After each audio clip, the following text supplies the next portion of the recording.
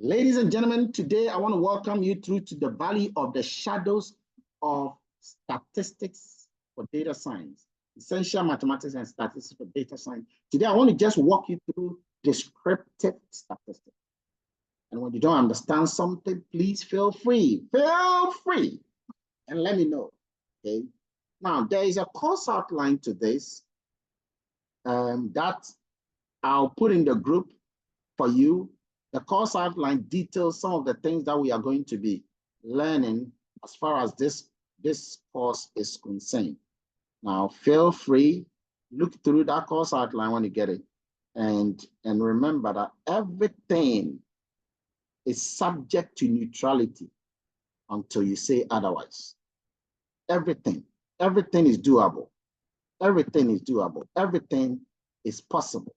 Everything is possible. Everything is possible. Everything is achievable. Everything is doable. Never belittle who you are. Never belittle who you are. Okay? Everything is possible. Everything is doable. Everything is workable. Please confirm if you can see the screen. Can you see the Word document? Yes, please. Okay. So this is the outline. The course description is here. Is designed to provide the basic know-how on the relevant mathematical and statistical concepts and principles for business analytics and data science. These are some of the topics we'll be doing: introduction to linear algebra, vectors and matrices, calculus, differentiation, integration, series approximation. You may not do all of these. Descriptive statistics. That's what we're about to do today.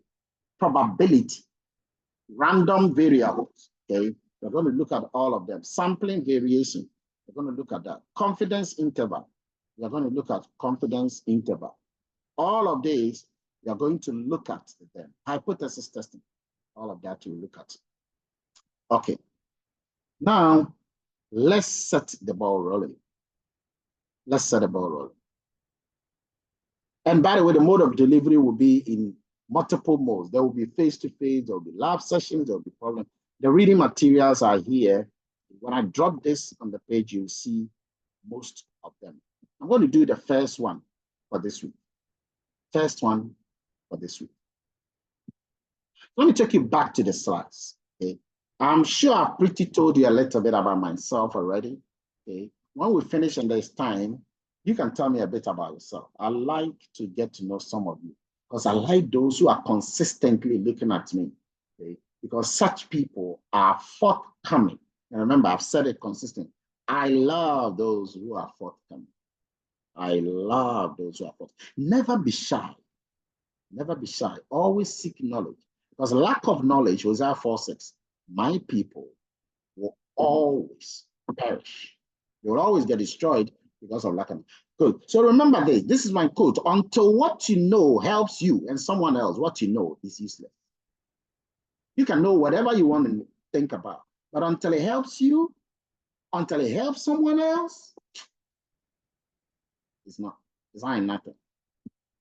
So let's start with what is a mathematical statistic? What is mathematical statistics? Sometimes I'll ask you questions though. It doesn't matter. I have all of you here.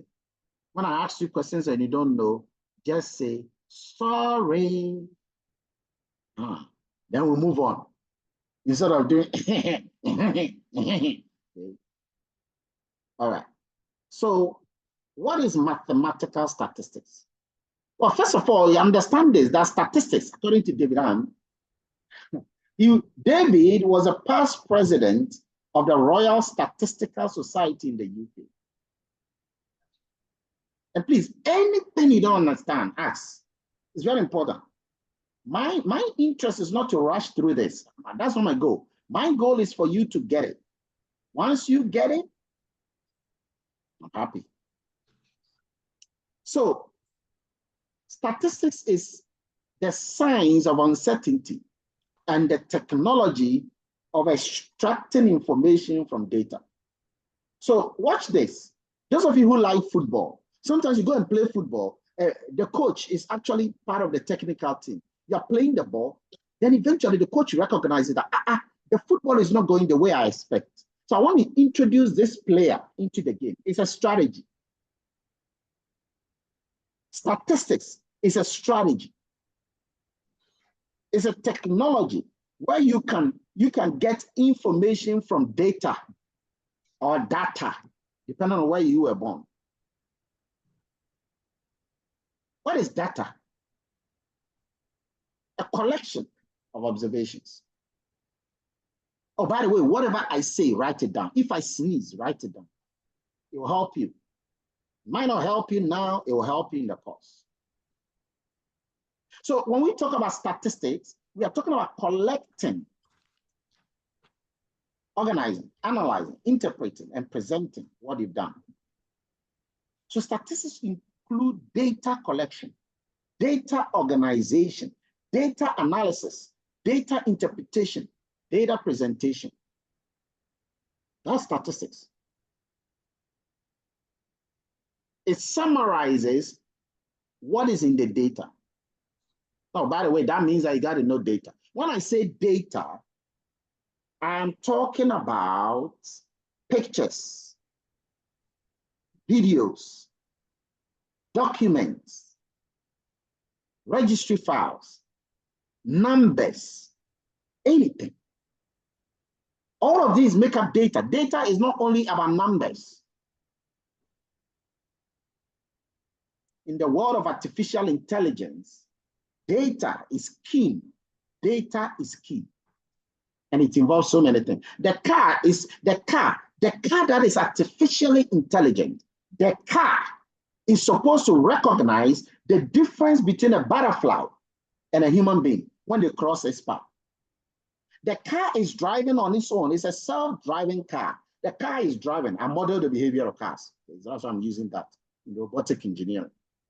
And so the car is smart. The car is intelligent. The car is intelligent because the car can detect the difference between a butterfly crossing the road, a cat crossing the road, and a human being crossing the road. It stops. It stops because it is a human being. How did the car know that it's a human being? Because some data had been put into the memory of the car to distinguish between anything within 10 meters, what it is. So the moment the car sees a human being, it recognizes that it's a human being. Data is key. Data is king. Data is keen. Data is king. Now, what we are doing today is basically descriptive statistics. So it means that we got to do some description. What is that? You got to describe. You got to summarize data. And one way you summarize data is using tables, visuals, and quantitative techniques. So I can use a table. I'll be showing some of them. I can use a visualization. I'll be showing some of them. And that will distinguish that. That's called descriptive statistics. We'll come back to that pretty soon. So in the field of statistics, statistics is very, very important because it affects many aspects of our lives. You can use statistics to do a lot of work on the stock market. Who knows what the stock market is? What is the difference between the stock market and the banking market? Who can tell me? The difference between the stock market and the banking market. What's the difference? What is the difference? Come on, raise your hand. Raise your hand and tell me. What is the difference between the stock market and the banking market? Say some. In P, can be. Say some. In P, can be. Don't sit here. When you don't can be, you raise your hand. Then you can be. Yes, you can tell me. Agnes. Yeah. Agnes, go ahead. Hello. Yes, Please, go can ahead. you hear me? Yes, loud Okay. and clear. So the stock market looks at the stock market looks at the shares of companies whereas the banking market is more of foreign exchange, that is currencies. Okay. Okay. So the stock market tries to trade. It trades in the stocks or in the value of a company. It trades in the value of the company. And then the banking market tries to transact businesses and exchange money for protection, or for security, or for investment. Okay. Now, in the world of stock market, statistics apply. In the world of weather, you can use statistics a lot to predict the weather. Okay. If you want to go into insurance, even in education, statistics is very useful. So you're going to learn a lot about when it comes to statistical analysis. You're going to learn. It is practical. That's all I want to say. It's practical. It's not a joking thing. It's very, very practical. Now, these are some terminologies you're going to see in this module. You're going to hear something called population. Population. What is that? Population is a set of sources from which the data can be collected. So when you look at that, you will have the source of the data. You collect the data from a source. Let me tell you, ladies and gentlemen, one of the things I don't like about online is that you get distracted. Like Anita Dixon can get very distracted. She's talking, she's talking, she's talking, she's not taking notes. And then she will mess and forget. She will now say that the course is not clear. It's hard. You got to be so focused when you are with me. Online teaching, it doesn't sometimes help people because they are not, people get distracted. The children, the other partner, the TV, the radio, the this. Please pay attention. It's for your own good. And normally when people now realize that, then that one, they can be at the backside, doing whatever they can.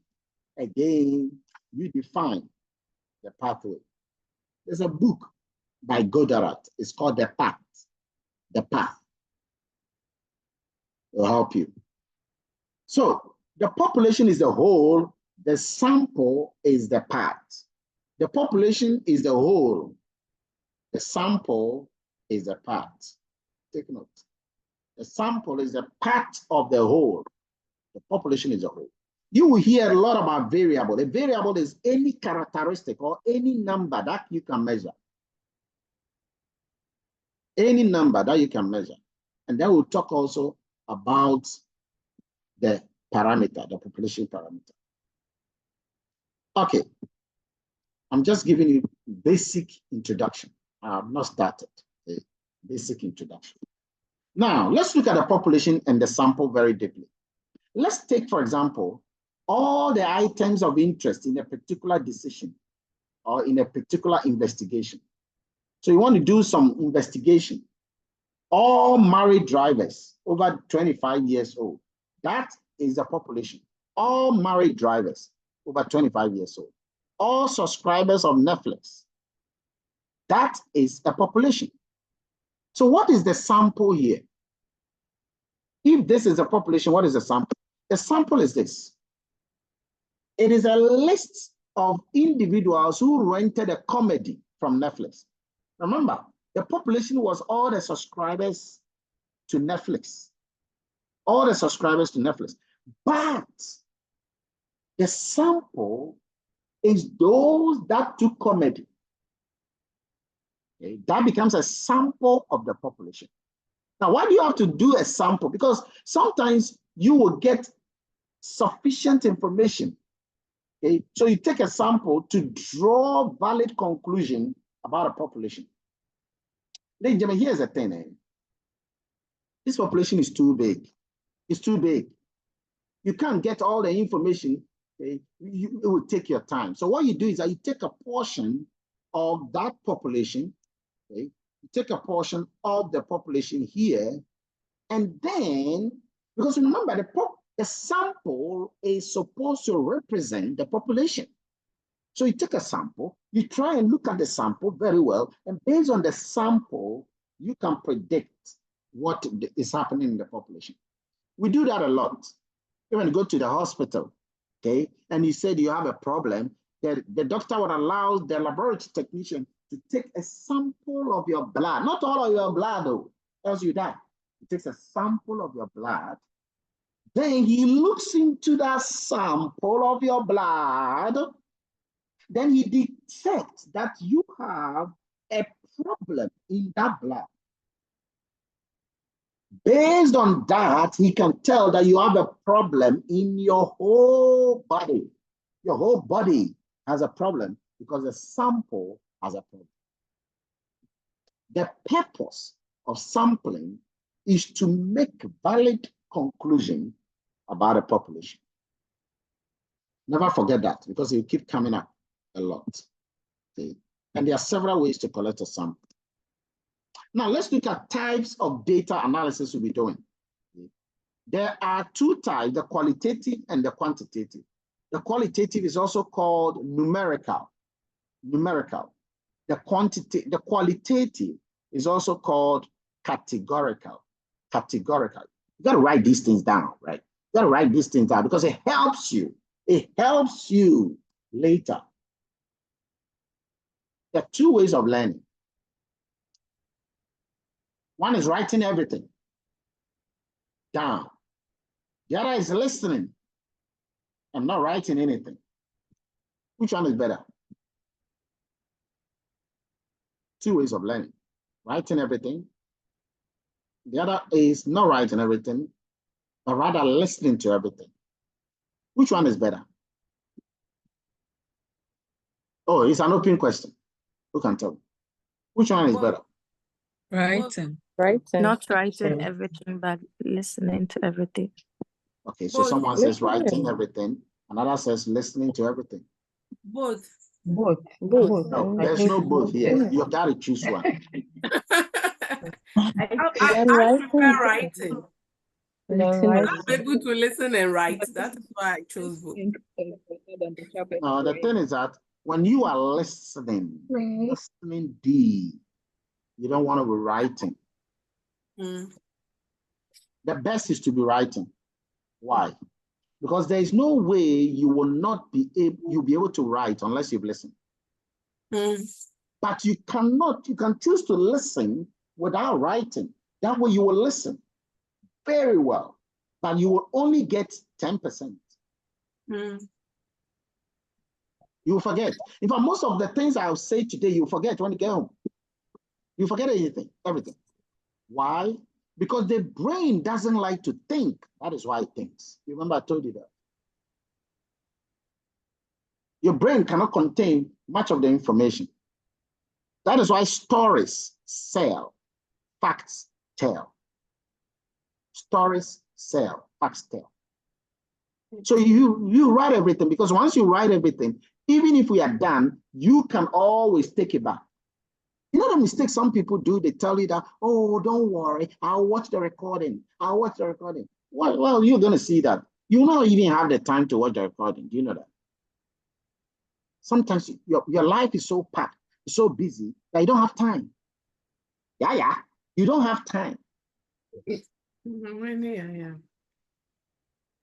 And so you got to do whatever you can to document the process. Let's look at some statistical notations. We are going to label the elements of the data. Yeah, Magdalene, you have a hand. So please, you said one is categorical. I didn't get. Categorical is the qualitative. The other is numerical. All right, Numerical thank you. is quantitative. Thank you. Numerical is quantitative. All right. So let's look at some elements we shall be using, some notations. We shall be using the elements of a data set. We will use subscripted variables, for example, x1, x2, x3, x4, and so on. Okay. Where xi or x1 or any of the x will represent the ith observation. So if you say X14, that is observation number 14. And it also, you're going to see that it's common to use Greek letters whenever you are doing some statistics and mathematics. Okay, you tend to use some Greek letters. Who can mention any Greek letter for me? Come on, give me one. Any Greek letter. Sigma. Sigma. Alpha. Alpha. Pi. Pi. Beta. No, you nobody should mention alpha, beta, gamma. Let's go to the deeper ones. Yes, apart from psi, you know, there's one called psi, xi, and there's one called psi, psi, psi. Okay, so those are some of the terminologies we're using. Very, very common practice. Okay? You can have mu. We'll be using mu a lot. You can have sigma, you can have pi. Okay? And I know most of you are copying from here. None of that. Now, there is also sigma in the summation symbol, which talks about adding certain things together. So instead of doing the plus, plus, plus, you can use sigma to represent all of the pluses. So it's one of the things that we'll be using quite a lot. Now, let's go to true colors of statistics. There are two types of statistics. Who can guess what one is? There are two types of statistics. So one of them, we've mentioned it already today. I think descriptive. Descriptive. Inference statistics. Okay. I can see that you guys are very good at not raising hands, but I know that at some point when you are getting excited, you'll be making some couple of answers that will be noise making. So just get used to hand raising. So the first is descriptive statistics. We mentioned a bit of that. Yeah, Linda. Yes, that's what I wanted to say, the descriptive statistics. Okay. So descriptive statistics, we are going to do that. Then there is another one known as inferential statistics. Our goal is to do descriptive statistics today. Inferential statistics and descriptive statistics, what's the difference? Very, very simple. Descriptive statistics, as the name goes, uses graphs or tables, okay, to calculate certain things. You are calculating certain things about the data, and you're going to see some of those certain things. A lot of them, the mean, the median, the mode, and all of that. Another is inferential statistics. Inferential statistics is using what you have to predict what you're going to have. So inferential statistics deals more with the data, the prediction. It deals more with prediction. I want you to write these formulae down. Okay, write each of the formulae down. Let's go to the measures, the first descriptive statistics. And please, I want you to take note of each one of these. The first is the measures of central tendency. Benjamin, I want you to look at this and tell me something. You see this thing here? I'm writing some data sets. Suppose I have this data set.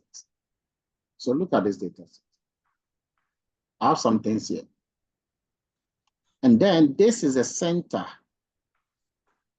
And then you have the following.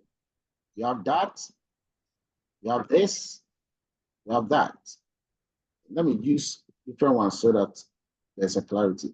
You have this, and you have that, and then you have the heart, and then you have the question. I'm sure you can see what is in the circle, right? Tell me, when you look at this, which one is closest to the center?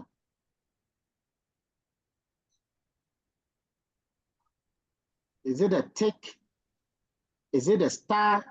Is it a time, the question mark, or the heart? Bernard. Bernard. Unmute yourself, Bernard. Yes, sorry about that. The tick, the rounded one, the one, is it a dot or? No, that dot is actually the center. Oh, then the heart. The hat. The hat. Is closer. I'm sure all of you agree with that.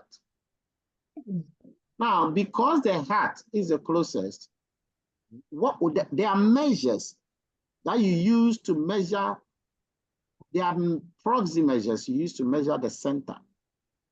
The center of this data set, you can measure it. And these measures are known as measures of central tendency.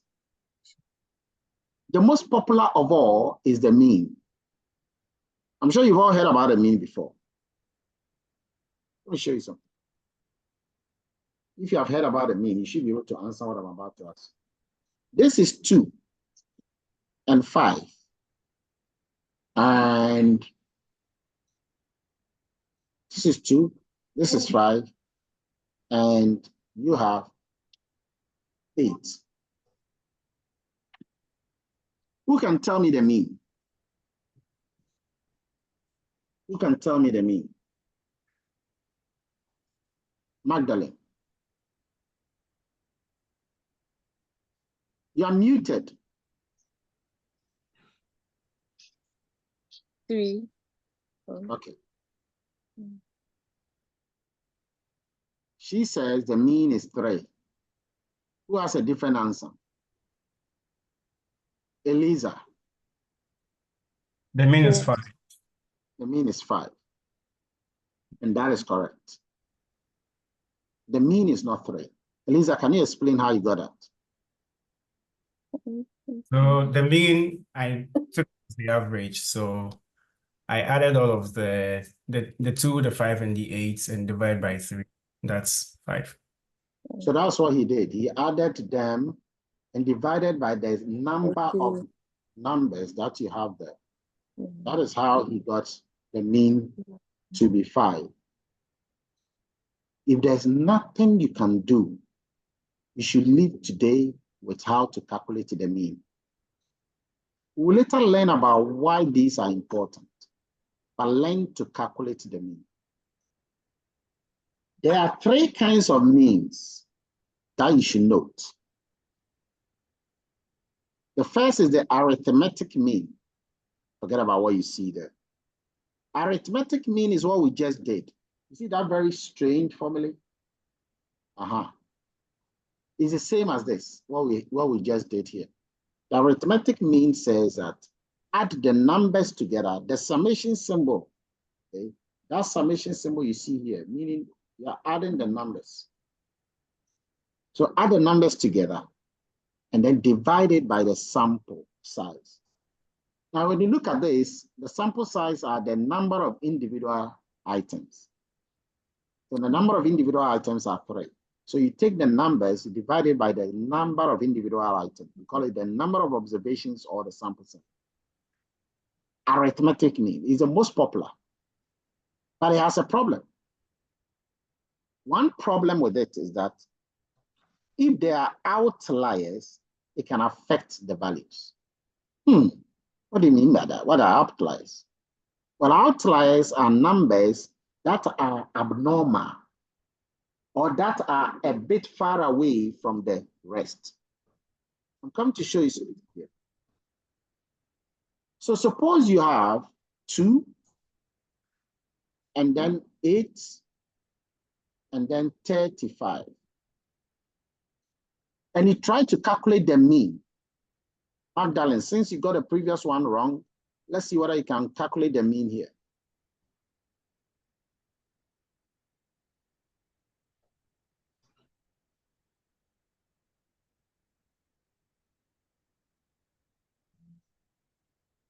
You are muted. I think you haven't gotten used to muting and unmuting yourself. Okay, who can tell us the mean? Yes, Please, 15. Karen. It's I think the mean is 15. 15. See, some of you are struggling. You have to go for calculator. 15. So if the mean is 15, which of these numbers do you think will agree with the mean? Which of these numbers do you think will agree mostly with this mean? 8. Yes. Which of them do you think will not Number agree with 8. the mean at all? 35. That's it. 35 is an outlier. Mm. You see, when you take the mean, 35 is an outlier. 35 is an outlier because it is far away from the mean and it is trying to pull the mean. If you remove 35 from the list and it now tries to calculate the mean, what will be the mean?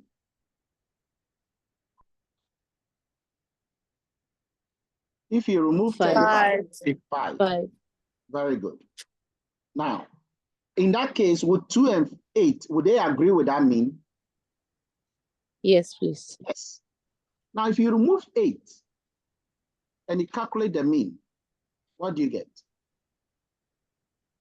That's 17.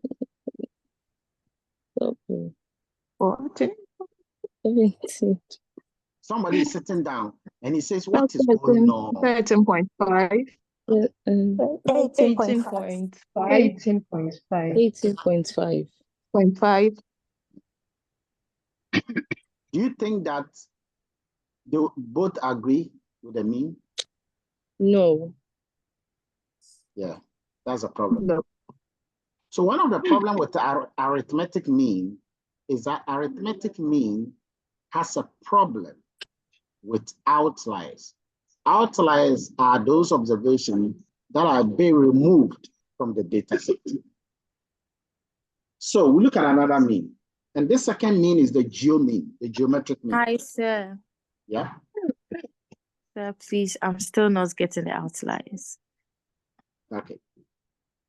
An outlier is an observation that is removed from the rest of the data. Let me give you an example, practical example. Suppose you want to look at what kind of food you should be giving to the following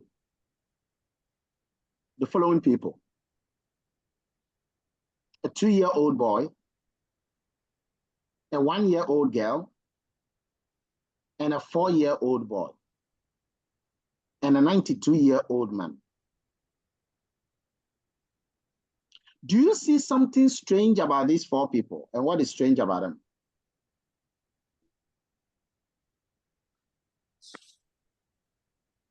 What is strange about these 4 people?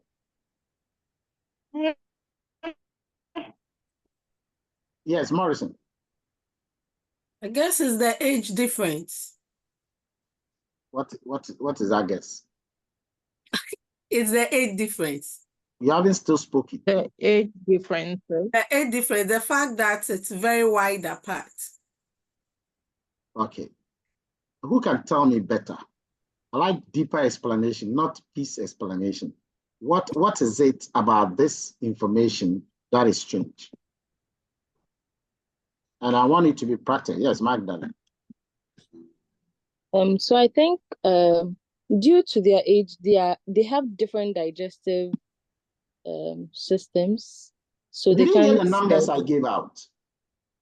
You said a Yeah. 2-year-old, Uh-huh. a 90 something. Yeah. So when you want to talk about due to their age difference, why don't you make it specific so that we know what you mean by that? Oh, okay. So a 2-year-old is now taking lights, like has just been recently introduced to solid foods. So sometimes they don't take sometimes their food is mashed and then they eat more fruits and all of that. Then the 90 something, some of them don't have teeth. Those with teeth can still eat. And the last one, that is it 40? Please help me with the age, the last age you mentioned. It's 2, 1, Yeah. and 4, and then 92. 2, 1, and 4, and 92. Okay, so the 1-year-old is. Let me drop something. Let's just basically say 1, 2, 3, and then 48. Okay, 1, 2, 3, and 48. So the 1, 2, 3 can eat, the 1 can eat similar foods with the 2 and the 3. Why are you connecting it more with food here? Okay, the age. Yeah, why are you bringing food into the picture? Why are you not bringing something else? Why are you not bringing school? School. Okay, I thought I'm not saying you should bring mentioned. school, but you seem to be focusing on food. Oh no, I thought you mentioned can they eat the same? No, I didn't mention that. Oh, okay. Okay. So Okay, you're then right. But the point I'm trying to bring across here is that all of them are kids, all of them think similarly, except Similarly. that 48-year-old person. Yes. And that makes the 48-year-old person removed from the rest of the data. That's what we mean by outliers. Outliers are those ones that are removed from the rest of the data. Who asked about a question about the outliers? That's your answer. I hope you get it. Yes, sir. Let's go to the geomean. The geomean is simply a multiplication of the numbers. So you have 2, you have 4, you have 8. Okay? You multiply the numbers together, and then you take the nth root of the numbers. So in this case, you do 2 times 4 times 8. Then you take the nth root. That is raised to the power 1 over 3. The 3 here is a number of observations, the number of sample size.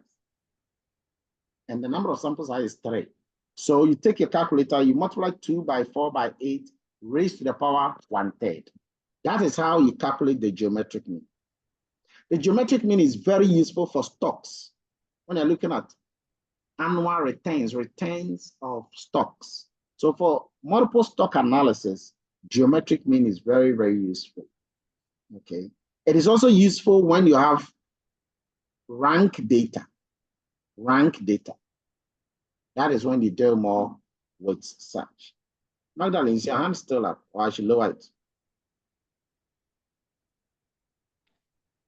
Okay, you can lower it yourself. So that is how you attack this. That's geometric mean. And the final one is harmonic mean. Harmonic mean is quite difficult to calculate. You got to learn it well because you have the sample size. Okay, so let's say that you're taking this same 248, the sample size, then you divide the sample size by the reciprocal of each number. So what is the sample size here, by the way? 248, what's the sample size?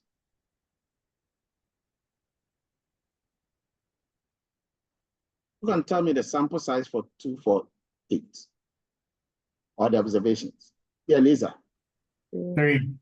3. So how do you calculate the harmonic mean?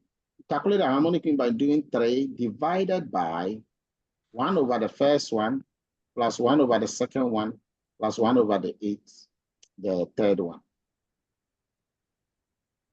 That's it. That is how you do harmonic mean calculation. It is also the same way you calculate the harmonic mean is you take the average.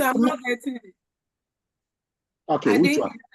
I didn't get this part. The beginning of the harmonic mean. Okay, let me just go back. Yes, please. The way you calculate the harmonic mean is this. First, you should identify. So let's say that we are calculating the harmonic mean of 2, 4, and 8. Okay. What you will do is that you first take the sample size. And the sample size is 1, 2, and 3. So the sample size is 3 items. So you write the sample size divided by the reciprocal of each number. When I say reciprocal of a number, I'm talking about 1 divided by the number. The reciprocal of any number is 1 divided by the number. So the reciprocal of 2 will be what? 1 over 2. It's 1 over 2. 1 over 2. Then you do plus the reciprocal of 4 is what? 1 over 4. And then the reciprocal of 8 is 1 over 8. So when you find this and then you do 3 divided by the answer, that will give you the harmonic mean. You get it now? Yeah. Perfect. Another way of calculating the harmonic mean, by the way, somebody can just take the calculator and cross-check this for us. But you can do that. Okay.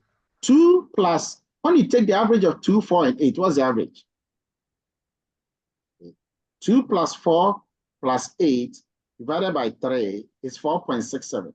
So the answer, the arithmetic mean here is 4.67. Take note. For 2, 4, 8. The arithmetic mean, I didn't say geometric mean. Now, geometric mean is you multiply 2 by 4 by 8. Okay. Now, 2 by 4 by 8, that will give you 64. So you take the cube root of 64. Anita, your hand is up.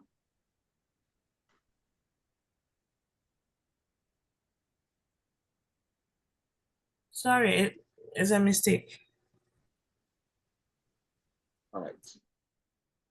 So if you want to take the cube root of 64, or another way you can do this is you now write 64 raised to the power. That's how you do it. Okay. Do that on your calculator because sometimes 64 raised to the power 1 over 3. I think that's 4.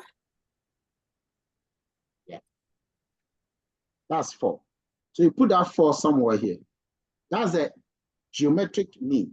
Now, to calculate the harmonic mean, another way of calculating the harmonic mean is take the geometric mean, which is 4 here, square it, okay, and I'm looking at the formula here, and divide it by the arithmetic mean, which is 4.67. When you square 4, you get 16. Okay, so it means that the harmonic mean will be 16 divided by 4.67. And that will be 3.43. That will be 3.43. And always note, the harmonic mean is usually the lowest. Usually, the harmonic mean is the lowest. The harmonic mean is not used much, but is used in extenuating circumstances. Yes, Magda, your hand is up. Please, can you take the cube roots area again? The cube root. Okay, the cube root is the same as 1 raised to the power 1 over k. Yes. So what you do is I multiply 2 by 4 by 8, which is 64. Yeah. So on your calculator, you will see that to the power symbol. Yeah. Okay. So you write 64, then you press to the power symbol, then you write 1 over or 1 divided by 3. So you write something like this. Let me just see what I can do it here for you. So you write something like 64, then that symbol, then 1 divided by 3. Yes, please, my question is that, like, is it going to be multiplied by the 4.67? No, it's not multiplying. The 4.67 was the arithmetic mean. Yes, please. Okay. This is arithmetic mean. And then this one will give you the 4, which is a geometric mean. Okay. And then the harmonic mean says that, when you look at this formula, the harmonic mean says that take the geometric mean and square it.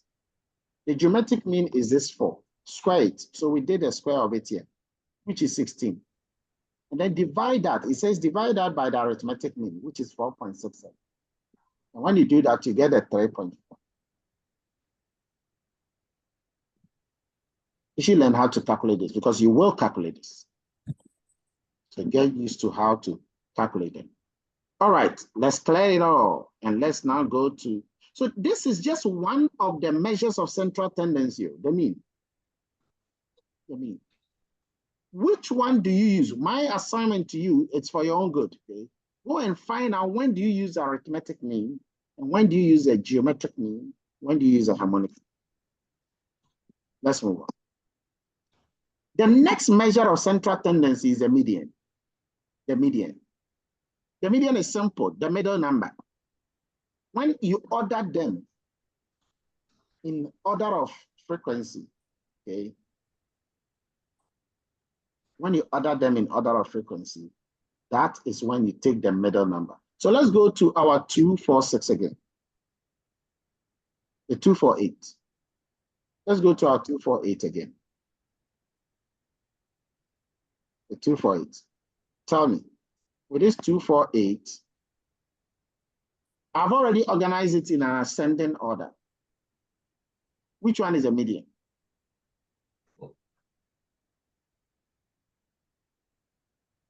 Which one is a median?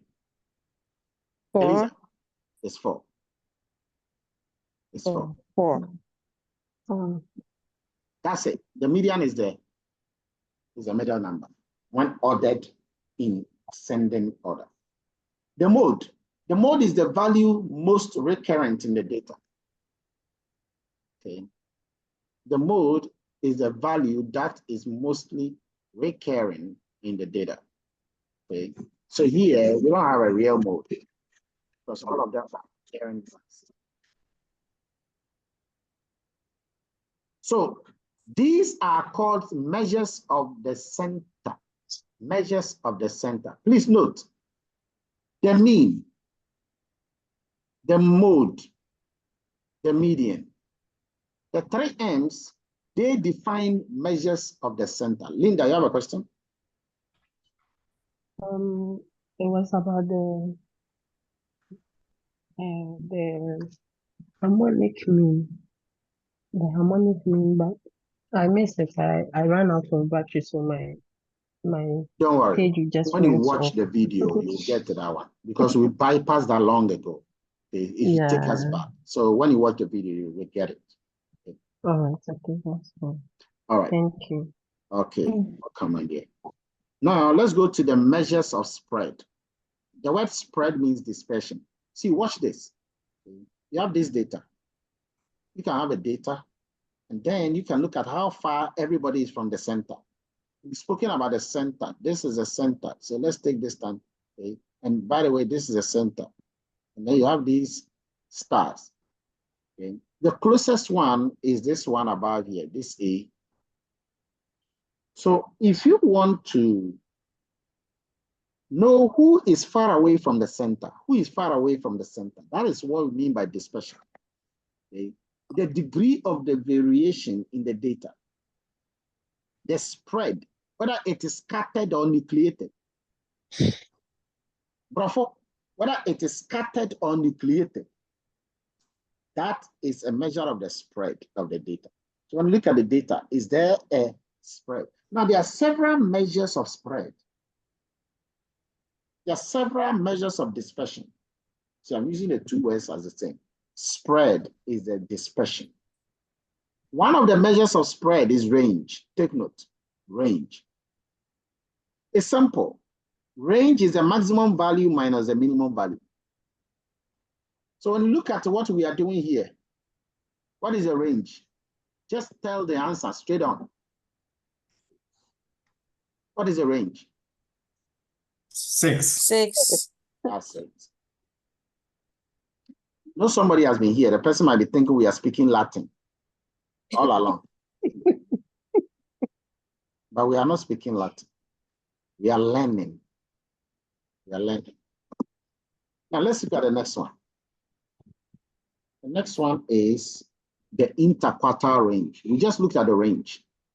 The interquartile range. So please, you are moving too fast. Okay. Can you please go back and slow down?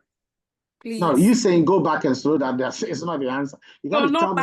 Back, like the measures of spread.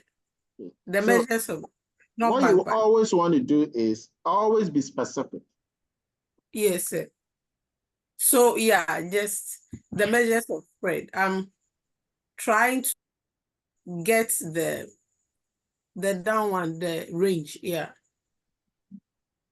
Okay, you want to write it down. Okay. Yeah, the formula. The formula is maximum value minus the minimum value. Okay, so when you have the data set, you look at the maximum value, Then you subtract the minimum value. Okay. But you were hiding. So how will I know that you were paying attention? I have been here all this while. I'm following. I've not been hiding. I've been asking questions for a long. Sometimes a person can hide, and Am then I? they will be sleeping, or children are worrying the person. Then the person will come. I'm very much alive. All right, okay. So let's move on. Now, where we are getting to is quite hard. So pay attention.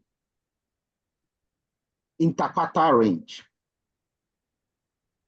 Interquartile range. Calculating the interquartile range requires some focus. So pay attention here. Before you can calculate the interquartile range, the first thing is that the data must be in ascending order. You must arrange them. Then you subtract the third quartile from the first quartile. You can see that here. Okay. Oops. We're going to look at an example very soon. You can see that this is the third quartile minus the second quartile. But in the process of doing that, do not include the median. Do not include the median. Now, in our example of 246, 248, the median was what? 4. You will not include the median. Okay. And then you will add all the numbers before the median, and then all the numbers after the median. All the numbers before the median will make the first quarter. All the numbers after the median makes the third quarter.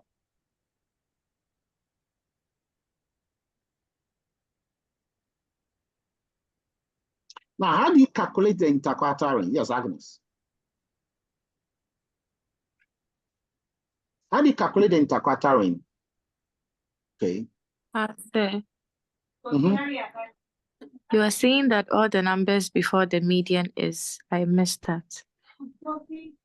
The numbers before the median is the first Please, quarter. I have a question. Is the first quarter. The numbers after the median is the third quarter. If I may ask, is it a summation or just the number? It's a sum of the numbers, all the numbers put together. Before the median? Yeah. Yes. Okay. The only thing is that in our example here, you don't have anything to put together because the numbers before the median is 2. So you have nothing to add except to take the 2. Then the other one, you have 8. But we're going to look at an example very soon. Yeah, someone else had a question.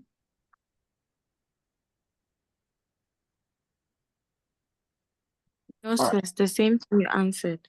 All right, okay. We'll look at an example very soon. The next measure of dispersion is variance and standard deviation. Variance and standard deviation. What is that? Well, the variance is very simple. Look at it carefully. The variance says that take each observation, subtract the mean. The X bar means the mean. Take note. S bar is mean. So take each number, subtract the mean from it, and then square the number.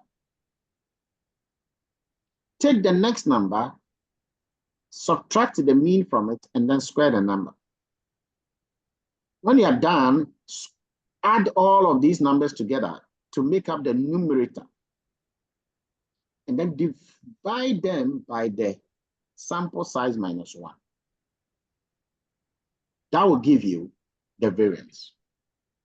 What is the variance? The variance is a measure of the spread between the numbers. How far these numbers are spread, scattered among each other, especially scattered around the average. The square root of the variance is just the standard deviation. Take note. The square root of the variance is the standard deviation. How far each observation is deviated from the mean the square root of the variance is a standard deviation. Then, at this stage, we are about to calculate some things, and before we wrap up for today. Oops. Oh, question? yes. I was copying the formula Okay. for the, yeah.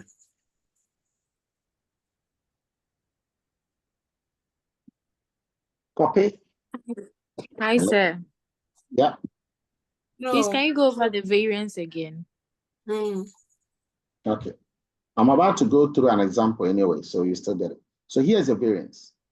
In order to calculate the variance, okay, so I'm not going to use the other one because I'm coming to use it, but remember the other one was 2, 4, and 8.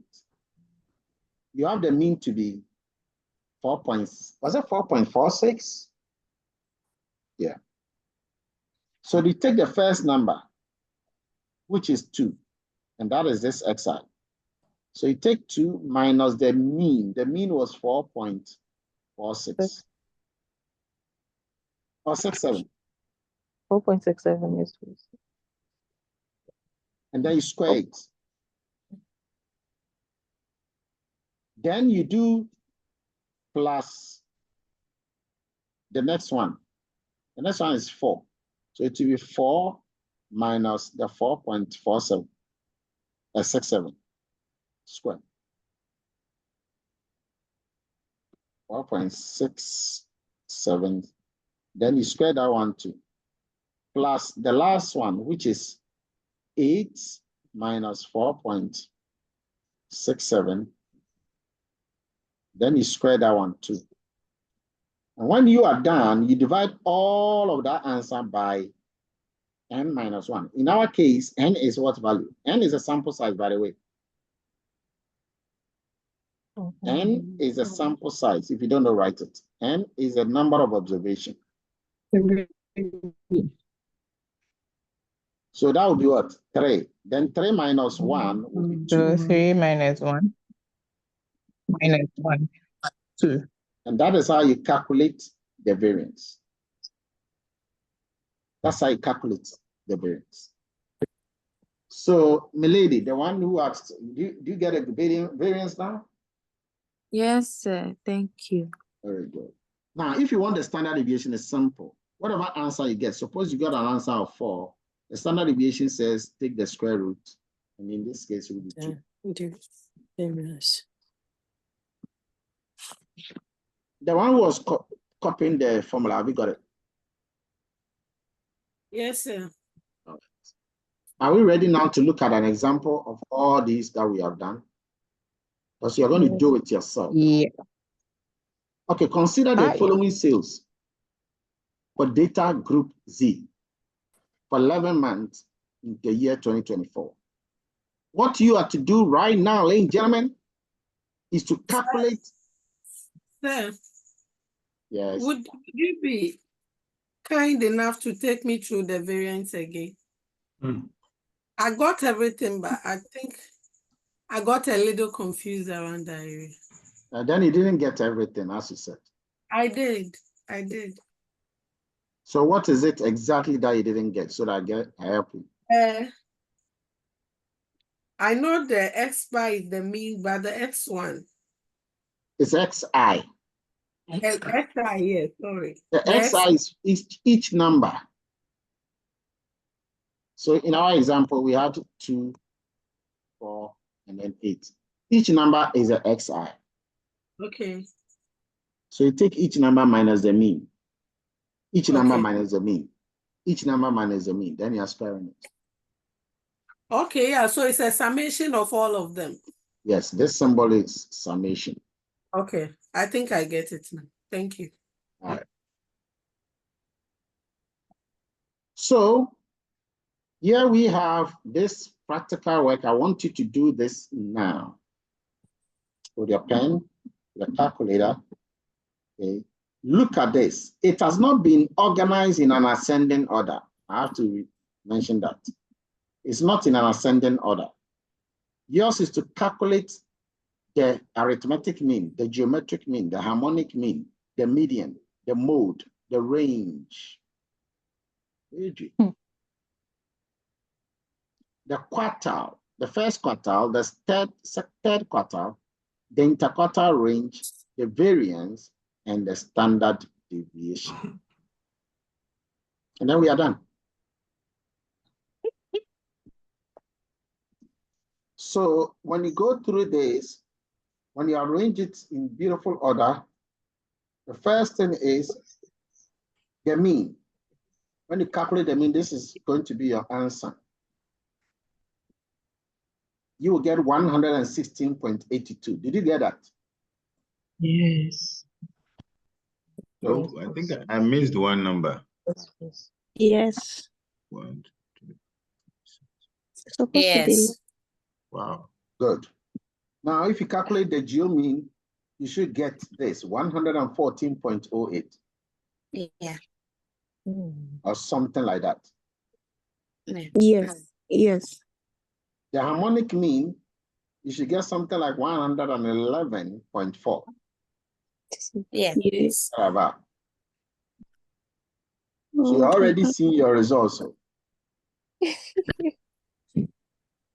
Don't send anything. I've indicated a stop already. I think I missed one number with mine. I missed the number. To calculate the mean, you got to arrange it in order like this. Order.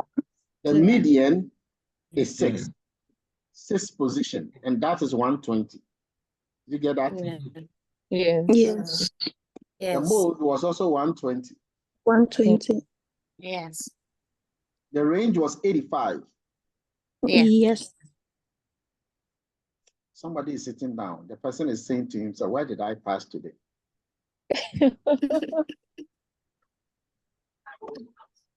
Then the quartile is a median of these numbers, and that is 95.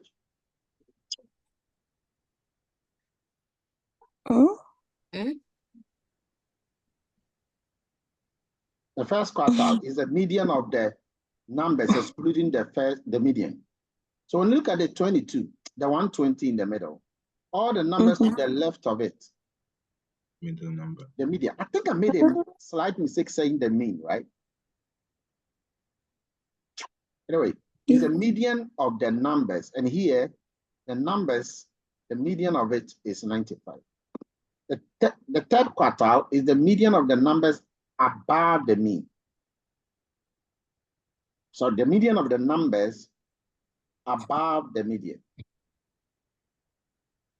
And that is 120 all the way to 160, which is 135.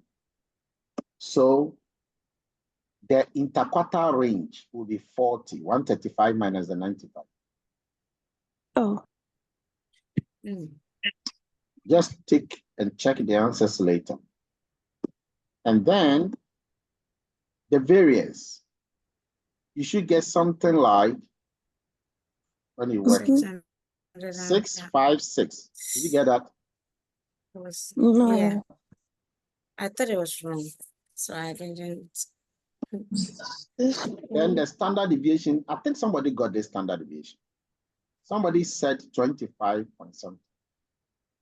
And it's supposed to be that. In fact, let me see. The guy I was talking to, what's your name? I think you got that. Example. Yeah, but this is correct. Why is the variance wrong? So Alberta Anissa. I have a question, please. Go ahead. Go ahead with your question.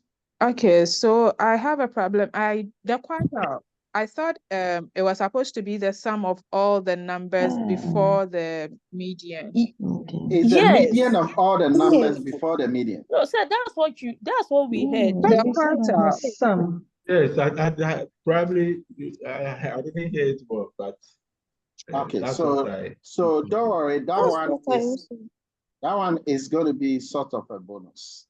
But the way you calculate that is the median of all the numbers before the median, and then the median of all the numbers after the median. At least you know now. That's key. Any other question? All right. So those are the main ones. Mean of all the numbers before the median. The median of the numbers before the median. The median of the numbers after the median.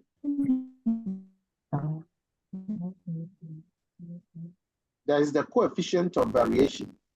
Read that and try to understand that there is a skewness. All of these are measures of dispersion.